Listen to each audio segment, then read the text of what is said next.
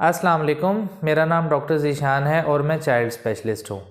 एक महीना पहले तकरीबन मैंने एक वीडियो डाली थी जिसमें मैंने बताया था कि बच्चों का जब नाक बंद हो जाए उसको कैसे ओपन किया जाए और उसमें नेज़ल सेलाइन ड्रॉप्स या नाक वाले कतरे डालकर बच्चों के नाक को ओपन किया जाए ताकि बच्चे कंफर्टेबल हो जाएं। तो इस वीडियो के एंड में आपने काफ़ी कमेंट्स किए थे, तो इन कमेंट्स में मुख्तलिफ़ सवालात हैं जिनका आज मैं तफसील से जवाब दूँगा। तो एक बहुत कॉमन क्वेश्चन था कि किस उम्र में ये इस्तेमाल किए जा सकते हैं।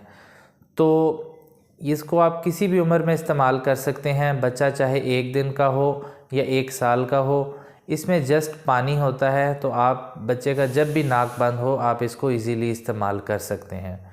दूसरा क्वेश्चन ये था कि दिन में हम कितनी दफ़ा इस्तेमाल कर सकते हैं। तो जैसे मैंने पहले बताया कि इसमें जस्ट पानी होता है, तो जब भी आपका बच्चे का नाक बंद हो तो आप इसको इस्तेमाल कर सकते हैं। जब भी आपको लगे कि आपके बच्चे के नाक में से आवाज़ आ रही है, बच्चे का नाक बंद है, बच्चा तंग हो रहा है, तो उसमें आप बच्चे के नाक में ये कतरे डालकर बच्चे का नोज़ ओपन कर सकते हैं।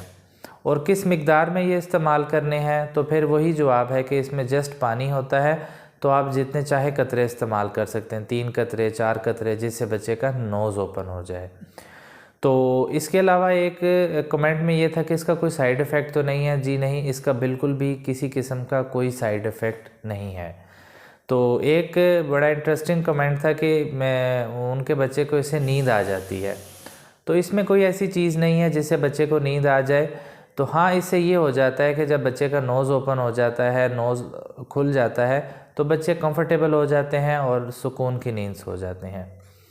तो एक और कमेंट में पूछा था कि अगर नाक एक साइड से बंद है काफ़ी अरसे से, दूसरी साइड ओपन है, तो इसकी क्या वजह हो सकती है। तो ये नेज़ल ब्लॉकेज ये फिर किसी और वजह से, कोई फॉरेन बॉडी हो सकती है, कोई गुदूद बड़ी हो सकती है, कोई इन्फेक्शन हो सकता है, कोई नाक की हड्डी टेढ़ी हो सकती है। तो ये बेहतर है कि किसी ENT स्पेशलिस्ट को, नाक कान गले वाले डॉक्टर को चेक कराएं, वो इसके बारे में बेहतर तरीके से गाइड कर सकते हैं। एक क्वेश्चन और था कि अगर बच्चे को इसके साथ बलगम, रेशा, ज़ुकाम वगैरह हो जाए तो उस सूरत में क्या करना चाहिए।